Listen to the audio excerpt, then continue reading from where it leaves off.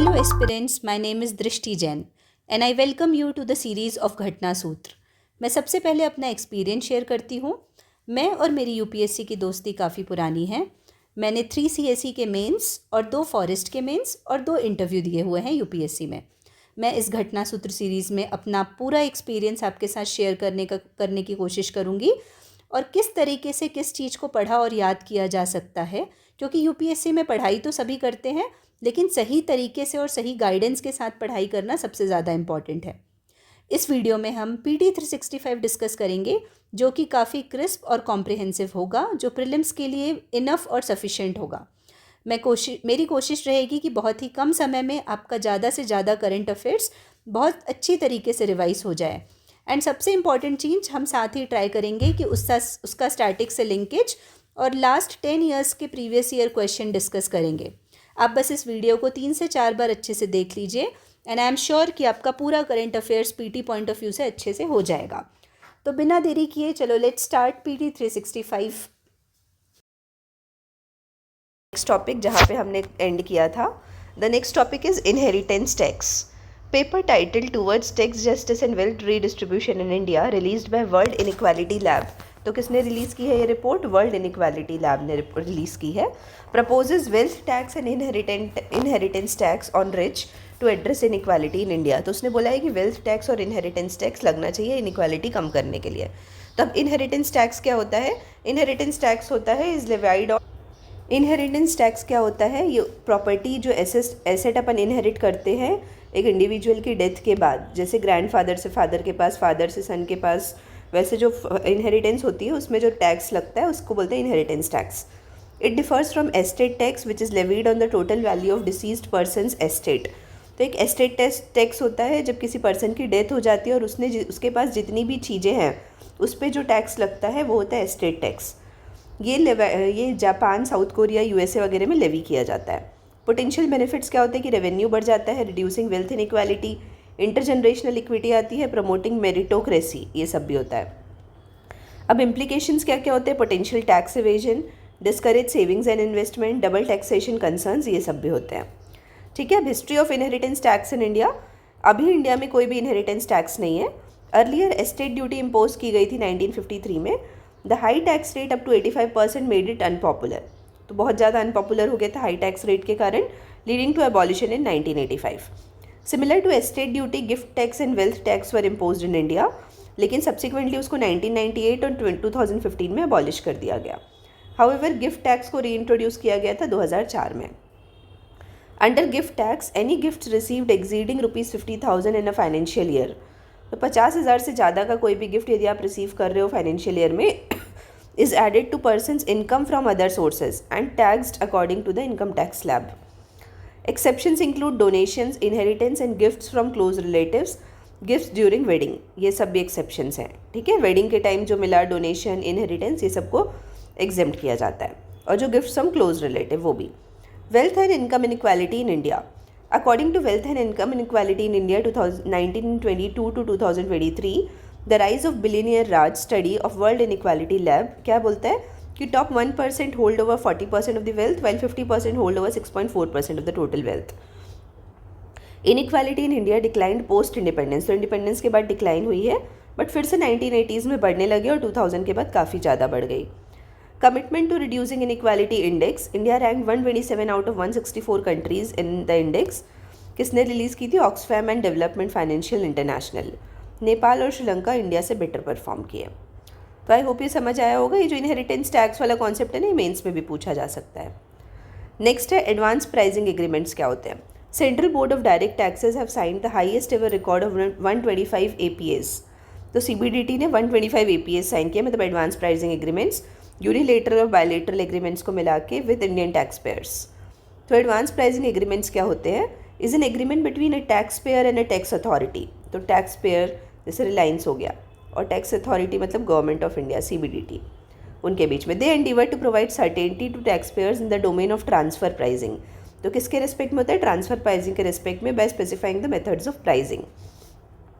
अब transfer pricing जो हमने पढ़ा उसका मतलब क्या है? Price of goods and services exchanged between companies that are under common ownership और control.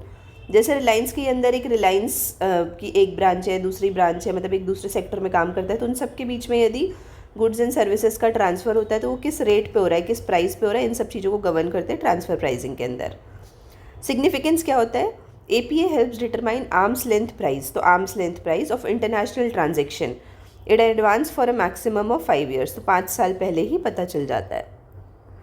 Arms length principle of pricing क्या होता है? It states that price agreed in a transaction between two related parties must be same as price agreed in comparable transaction between two unrelated parties. तो दो unrelated parties के बीच में जो transaction का रेट है वही दो रिलेटेड पार्टीज के बीच में होना चाहिए। Tax payer has the option to roll back APA for 4 preceding years as a result of which tax certainty is provided for 9 years, तो 9 साल तक भी एक्सटेंड हो सकता है। अब types of advance pricing agreements में क्या क्या आएगा? एक यूनिलेटरल होता है जिसमें सिर्फ टैक्स पेयर और टैक्स अथॉरिटी होती है। बायलेटरल होता है जिसमें टैक्स पेयर, टैक्स अथॉरिटी और एक एसोसिएटेड इंटरप्राइज या फॉरेन टैक्स अथॉरिटी भी होती है। मल्टीलेटरल में tax payer, multiple associated enterprises in different countries and their respective tax authorities, तो ये मल्टीलेटरल हो गया। अब Indian advance pricing agreement regime की बात करते हैं, तो मिनिस्ट्री ऑफ फाइनेंस ने नोटिफाई किया था APA scheme in 2012 through insertion of section 92CC and 92CD in income tax act 1961। फिर CBDT और किसी भी पर्सन के बीच में आर्म्स लेंथ प्राइसिंग पे इंटरनेशनल ट्रांजेक्शन के हिसाब से साइन होता है। नेचर ऑफ स्कीम ये वॉलेंट्री है and supplements appeal and other double taxation avoidance agreement mechanism for resolving transfer pricing dispute. Term of APA की बात करते हैं तो ये 5 साल तक होता है maximum. Roll back provisions allows agreed ALP to be rolled back to a period prior to the commencement of APA। ठीक है। फिर central board of direct taxes, genesis क्या है? ये एक स्टैट्यूटरी बॉडी है under central board of revenue act 1963, responsible for administration of direct tax laws through income tax department. Ministry, ये ministry department of revenue ministry of finance के अंदर काम करता है। रिस्पॉन्सिबल है ये administration of direct tax laws through income tax department, इन सब चीज़ों के लिए। ठीक है। अब हम नेक्स्ट टॉपिक पढ़ेंगे double taxation avoidance agreement. India and Mauritius ने साइन किया है लेकिन अभी रेटिफाई नहीं हुआ है एक protocol amending the double taxation avoidance agreement. पहले से ही हमारा साइन था बट उसमें अमेंडमेंट की बात हुई है। की changes introduced by the amendment included principal purpose test, तो एक प्रिंसिपल पर्पस टेस्ट होगा to avail tax benefits under DTAA to plug the abuse of treaty for tax evasion and avoidance. तो अभी क्या होता है, बहुत बार इस ट्रिटी का टैक्स एवेजन और अवॉइडेंस के लिए यूज़ हो जाता है, तो इसलिए एक प्रिंसिपल पर्पस टेस्ट आया। इसमें क्या होगा? Principal purpose test lays out the condition that tax benefits under the treaty will not be applicable if obtaining that duty benefit was the principal purpose of any transaction or agreement। तो ये कब applicable नहीं होगा? जब पता चलेगा कि सिर्फ ड्यूटी बेनिफिट के लिए ये ट्रांजेक्शन किया गया है। Amendment to DTAA made it compliant with base erosion and profit shifting minimum standards. तो अब base erosion and profit shifting box में समझाया गया है। इसका मतलब होता है tax planning strategies used by multinational enterprises that exploit gaps and mismatches in tax rules to avoid paying tax। तो अपन क्या होता है, बहुत सारे रूल्स वगैरह को ऐसे यूज़ करते हैं इस तरीके से कि अपनी टैक्स प्लानिंग स्ट्रैटेजी बन जाती है और हम टैक्स पे करना अवॉइड करते हैं। This is done by artificially shifting profits from higher tax to lower tax और no tax locations where there is little और नो इकोनॉमिक एक्टिविटी, और by eroding tax bases through deductible payments such as interest और royalties. तो हम कैसे करते हैं, या तो हायर टैक्स जुरिस्डिक्शन से लोअर और नो टैक्स जुरिस्डिक्शन में चले जाएंगे, या तो फिर हम अपने बेस को कम करते हैं through deducting payment such as interest और रॉयल्टी। ठीक है। अब DTAA की बात करते हैं तो डबल टैक्सेशन अवॉइडेंस एग्रीमेंट एक एग्रीमेंट है दो कंट्री या टेरिटरी के बीच में with an objective to avoid double taxation on same declared assets in 2 different countries और टेरिटरीज। ठीक है।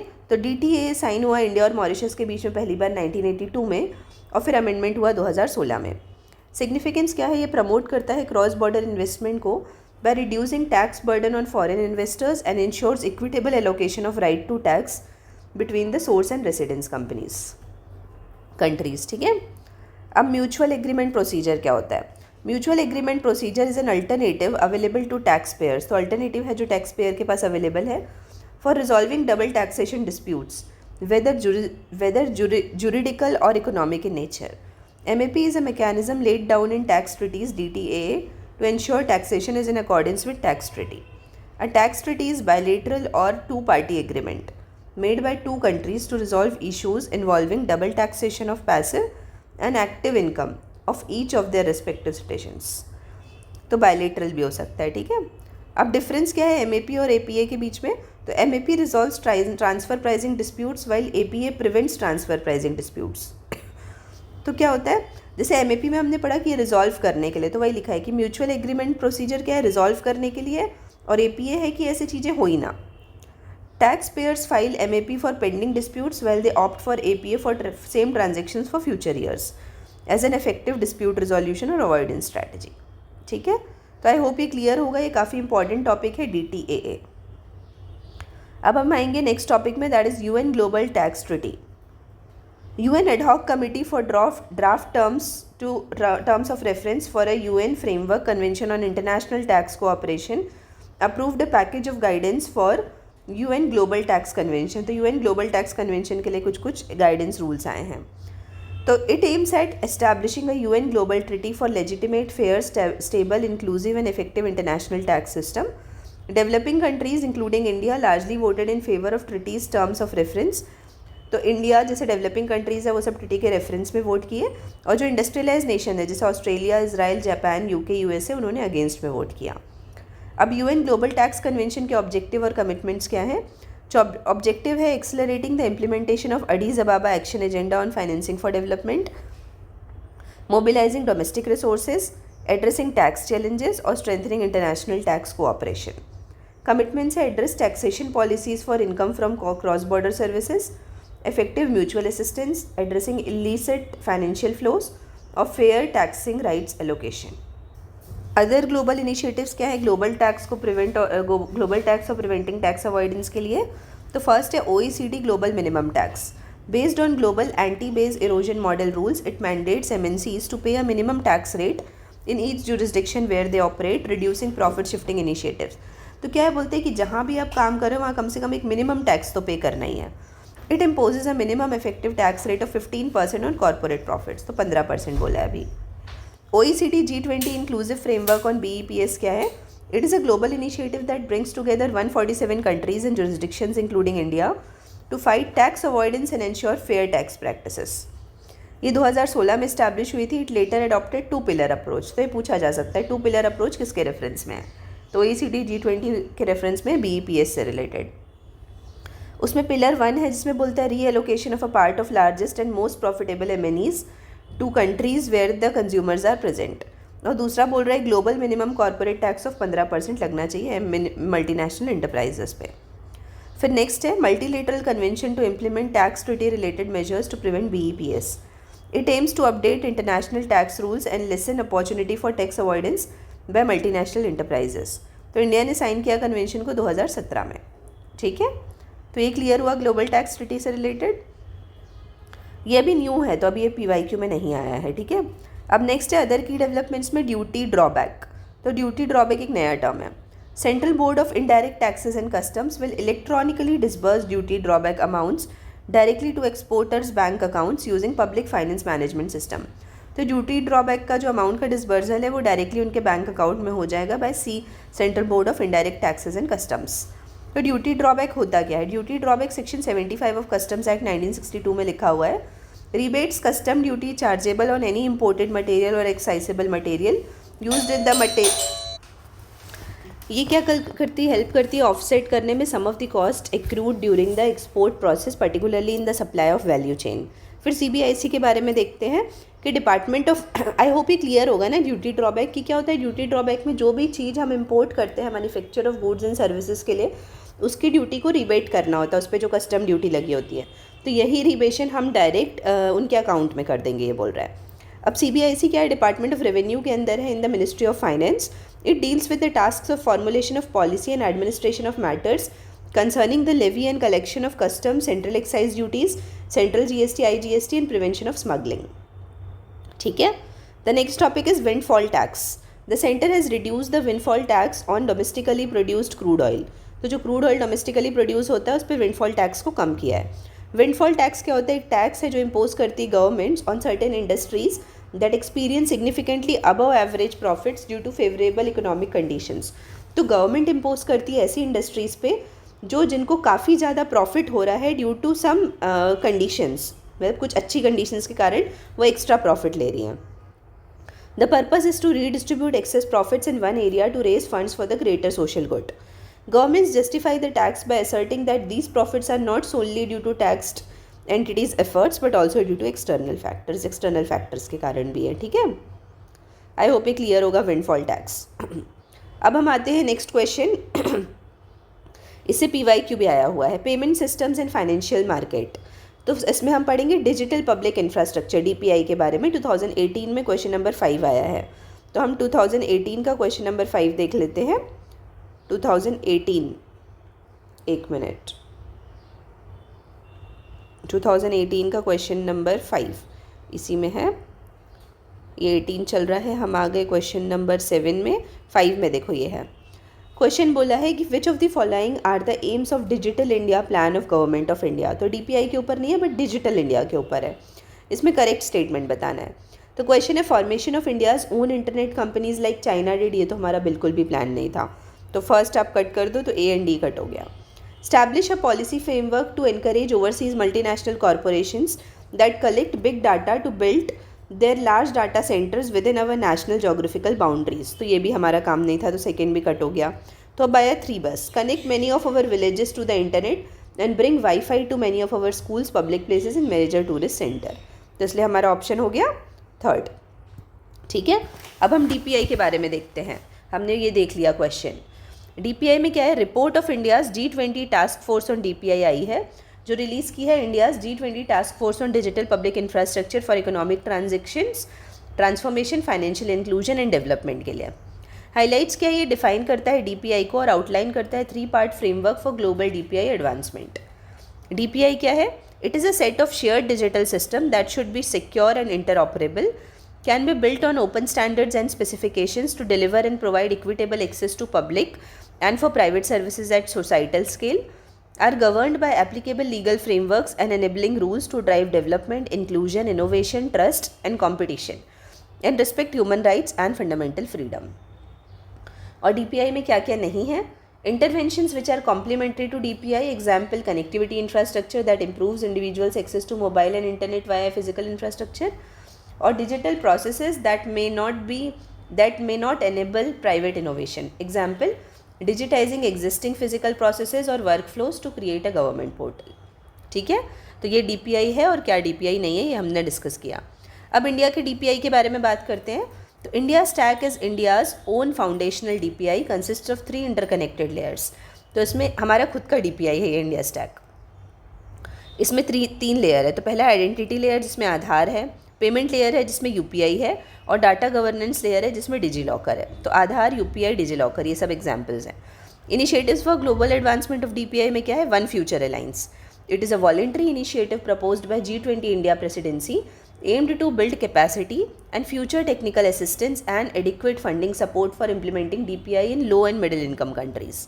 तो एक है वन फ्यूचर अलायंस, G20 की प्रेसिडेंसी में बना था, इंडिया की प्रेसिडेंसी में. फिर ग्लोबल DPI रिपोजिटरी में क्या है, announced at the launch of G20 Virtual Leaders Summit in 2023 to establish a focused institution working on DPI. तो DPI पे एक फोकस्ड इंस्टीट्यूशन बनाने की बात हुई थी. सोशल इम्पैक्ट फंड क्या होता है, ये अनाउंस हुआ था, that was announced for accelerating DPI implementation. फिर एक है EU Trade and Technology Council. India and European Union agreed to take steps to accelerate the development and deployment of DPI in other country. अब हम देखते हैं UPI के बारे में, that is Unified Payment Interface, जिसका क्वेश्चन आया है 2017 में क्वेश्चन नंबर 33. तो वो हम एक बार UPI देख लेते हैं, उसके बाद पढ़ेंगे. NPCI, that is NPCI international payment limited has partnered with Trinidad and Tobago to develop a unified payment interface like payment system to advance the internationalization of UPI. तो Trinidad and Tobago के साथ हमने sign किया है, जिसमें बोला है कि UPI लाइक इंटरफेस हमको डेवलप करना है उनके लिए. More countries that support UPI payments include Sri Lanka, Mauritius, France, UAE, Singapore, Bhutan and Nepal. अब UPI के बारे में देखते हैं. 2016 में लॉन्च हुआ instant real time payment system है, developed by NPCI, national payment corporation of India. NPCI was incorporated in 2008 by RBI and Indian Banks Association under the provision of Payment and Settlement System Act 2007. ठीक है. फिर NPCI एक umbrella organisation है for operating retail payments and settlement system in India. UPI powers multiple bank accounts into a single mobile application. तो बहुत सारे bank account होते हैं, उसके बाद भी सिंगल मोबाइल एप्लीकेशन में चल जाता है. merging several bank features, seamless fund routing and merchant payments into one hoot. It also caters to peer-to-peer collect requests, which can be scheduled and paid as per requirement and convenience. RBI increased the UPI limit from rupees 1 lakh to rupees 5 lakh per transaction. ठीक है, अब unique features क्या है UPI के, ये important है. Immediate money transfer होता है थ्रू मोबाइल डिवाइस 24/7 और 365 डेज. सिंगल मोबाइल एप्लीकेशन है for accessing different bank accounts. Single click 2 factor authentication है. क्या है 2 factor, and provides for a very strong feature of seamless quick single click. Virtual address of the customer for pull and push provides for incremental security. Merchant payment with single application और in app payments. Utility bill payments हो जाता है. Donations, collections, disbursement scalable. Raising complaints through mobile app directly. ठीक है, अब variants of UPI क्या है, अलग अलग. यूपीआई 1, 2, 3 पे है जो मार्च 2022 में स्टार्ट हुआ था to enable feature phone users to use UPI. मतलब यूपीआई अब फीचर फ़ोन वाले भी यूज़ कर सकते हैं. ये 12 लैंग्वेजेस में अवेलेबल है. Technology alternatives including IVR number, app functionality, missed call and proximity sound based payments होता है. RBI enhanced the per transaction limit from 5,000 to 10,000. इसमें फीचर फ़ोन्स वाले में. फिर एक यूपीआई लाइट है. It allows users to make low value transactions without entering UPI PIN. RBI enhanced per transaction limit to rupees 1,000 from 500 and overall wallet limit to 5,000 from 2,000. मतलब बिना UPI pin डाले भी आप लो वैल्यू ट्रांजेक्शन कर सकते हो UPI light में. अब initiatives for internationalisation of UPI में क्या क्या है. Setting up of NPI international payment limited. NPI का इंटरनेशनल पेमेंट लिमिटेड फाउंड हुआ है 2020 में बाय NPCI. फिर UPI global acceptance international merchant payment. It enables users to make QR code based payments at selected international merchant locations directly from their bank accounts. फिर foreign inward remittance enables UPI users to receive remittances directly into their UPI linked bank accounts at participating banks. फिर inclusion of NRIs. UPI has been extended to include NRIs with non-resident external accounts and NROs, which stands for non-resident ordinary accounts. तो उन पे भी extend हो गया है. फिर UPI One World.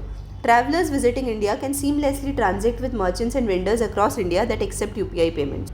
The next topic is Project Nexus. Reserve Bank of India joins Project Nexus. तो Project Nexus के बारे में देखते हैं ये क्या है. Project Nexus is a multilateral international initiative to enable instant cross-border retail payments by interlocking domestic instant payment system. तो ये multilateral international initiative है cross-border retail payment के लिए.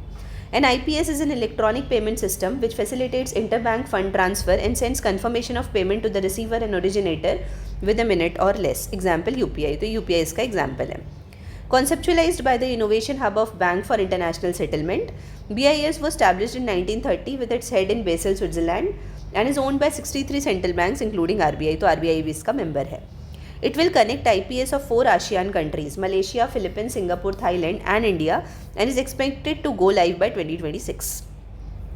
It aims to achieve G20 targets of enabling cheaper, faster, more transparent and accessible cross-border payments. Now, the next topic is Securities and Exchange Board of India. इसमें हमको एक question करना था जो हम अभी नहीं कर पाए. UPI वाला 2017 का क्वेश्चन नंबर 33. एक बार ये देख लेते हैं. 2017 का क्वेश्चन नंबर 33. एक मिनट वेट करना. देखो ये है 33. विच of the following is most likely consequence of implementing the UPI. तो यूपीआई इंप्लीमेंट करने का क्या कॉन्सिक्वेंस है. तो फर्स्ट है, पहले चारों ऑप्शन पढ़ लेना. Mobile wallets will not be necessary for online payments. Next है, digital currency will totally replace the physical currency in about 2 decades. ये तो गलत है, टोटली रिप्लेस तो होने नहीं वाला. नेक्स्ट है, FDI flows will drastically increase. ये भी ऑप्शन नहीं है. फिर direct transfer of subsidies to poor will become very effective. तो ये आप सोच सकते हो कि यूपीआई से डायरेक्ट पैसा ट्रांसफर हो जाएगा, बट फर्स्ट वाला ज़्यादा लाइकली है क्योंकि मोबाइल वॉलेट मतलब आपको पहले से पैसा जमा करने की ज़रूरत नहीं है किसी वॉलेट में. डायरेक्टली आप अकाउंट से लिंक करके पैसा भेज सकते हो. इसलिए the correct option is mobile wallet वाला. ठीक है, अब अपन आते हैं अपने next topic, that is SEBI, securities and exchange board of India. तो securities and exchange board of India issued foreign venture capital investors amendment regulation 2024 to amend existing SEBI FVCI regulations 2000. तो फॉरेन वेंचर कैपिटल इन्वेस्टर क्या होता है ये देखते हैं. It is an investor incorporated outside India. तो ये आउटसाइड इंडिया का है, registered under FVCI regulations. FVCI make investment इन वेंचर कैपिटल फंड. तो ये वेंचर कैपिटल फंड जो सेबी के साथ रजिस्टर होते हैं उसमें इन्वेस्टमेंट करते हैं. और venture capital undertakings in India जो company is not listed in major stock exchanges. Venture capital fund क्या होता है? Is use for high risk high return investment and return for equity shares in business. तो उनको equity stake दे देते हैं और वो हमारे में high risk high return investment देते हैं हमको। ये गवर्न होते हैं सेबी के वेंचर कैपिटल फंड रेगुलेशन के अंदर 1996। अब न्यू रेगुलेशंस के बारे में बात करें तो उसमें क्या आया है? It requires FVCI applicant to obtain a registration certificate from designated depository participant before dealing with FVCI. DPP means a bank authorized by SEBI for issuing registration certificates. अब अभी क्या हुआ है? ब्रॉडन कर दिया एलिजिबिलिटी क्राइटेरिया को, उसमें resident Indians, NRIs और OCI को भी इंक्लूड किया है। ठीक है, अब इसमें हम देखेंगे सेबी के बारे में। तो सेबी का हेडक्वार्टर है मुंबई। ये नॉन स्टैट्यूटरी बॉडी है जो 1988 में बनी है। बाद में इसको स्टैट्यूटरी किया गया था 1992 में। ये प्रोटेक्ट करना चाहती है इन्वेस्टर्स के इंटरेस्ट को और इसके फंक्शन है to regulate the business operations, फिर रेगुलेटरी प्लेटफॉर्म प्रोवाइड करना स्टॉक ब्रोकर्स को, फिर अनफेयर ट्रेड प्रैक्टिसेस बचाना और इनसाइडर ट्रेडिंग को रोकना और इन्वेस्टर्स को एजुकेट करना। ठीक है, अब ये जो है ना ये इंपॉर्टेंट है, रीसेंट इनिशिएटिव्स ऑफ सेबी। ये हम एक बार इसमें सिर्फ हमको ना इनिशिएटिव देखना है। तो फर्स्ट है SCORES, it ensures the redressal of investor complaints within 24 calendar days. तो ये ध्यान रखना है, ये सेबी का है। फिर prohibition of insider trading regulations आया है। फिर क्रेडिट डिफॉल्ट स्वैप आया है। ये होता क्या, ये देख लो बस। ये फाइनेंशियल डेरिवेटिव है that lets an investor transfer credit risk to another party. तो स्वैप मतलब ट्रांसफर करना। फिर पंप एंड डंप स्कीम है, इसमें operating pump and dump scheme SEBI banned individuals for operating pump and dump scheme. इसका क्या होता है? It is a manipulation activity involving artificially inflating a stock prices through false and misleading information और recommendation. फिर exchange traded fund पता ही है अपन को, ये limit for passive funds and ETF। फिर क्लियरिंग कॉरपोरेशन एक सेबी का,